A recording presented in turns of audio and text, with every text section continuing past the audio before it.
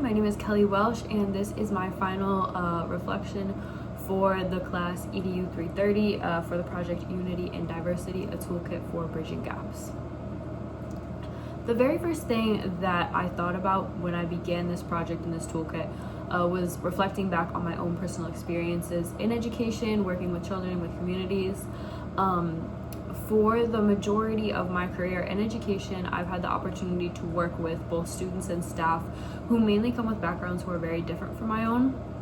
And so I've gotten firsthand experience as to what works and what doesn't work. I know there are a lot of things that in theory should work or in theory sound like they would be a good idea, but I feel like I've had a lot of practical experience in the field as to what is effective and what is not. And so when I started this project, the very first thing I thought about was weeding out those different ideas as I researched from what has worked in my experience and what has not. And so that definitely helped me, and also just the experience of having a very open mind to learn from other people, especially when you do work in areas that are not similar to your own cultural background, really leaning into educators and professionals who come from similar backgrounds as your students. That has been a big help for me in education, and it was a big help for me in creating this toolbox as well. Another part of creating this toolbox was looking back on the personal virtues that we talked about in topic 2. I look back on the virtues that I recognize as personal strengths for myself, and I believe that they influenced the strategies that I chose for the toolbox as well. Something that's very important to me is justice and fairness, perseverance, compassion, and reflection. I see justice and fairness shining through in a lot of the strategies and techniques that I use. Is that something that's very important for me in the classroom, that every student has a sense of receiving what is fair and right for them, and just making an equitable environment for all students present.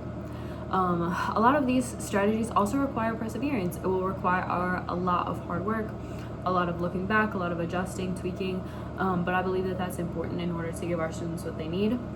It also requires compassion, really tuning into our specific students every year and seeing what their needs are, what their strengths, what their weaknesses are, and then working with that. And then these strategies also require a lot of reflection to look back and see what's been successful, what hasn't, and then how you can change those things to best fit your specific school community.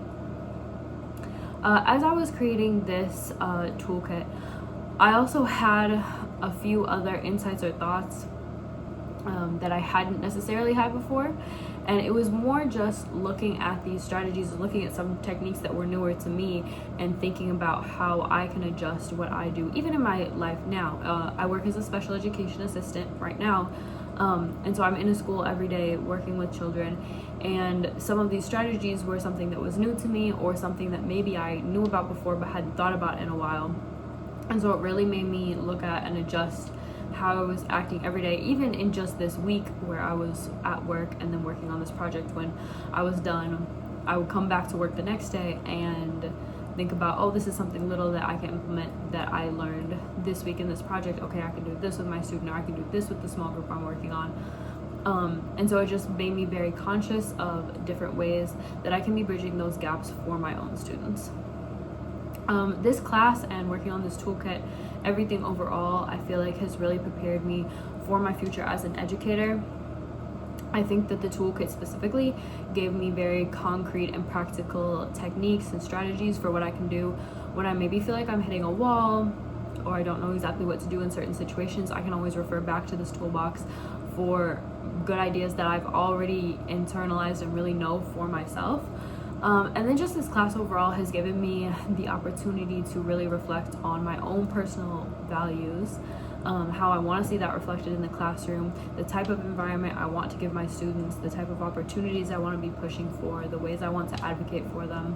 And so I'm very grateful to have taken this course overall, and I can feel that it's already changed the way that I operate even in my job now, and I know that it will continue to influence how I am as an educator in the future.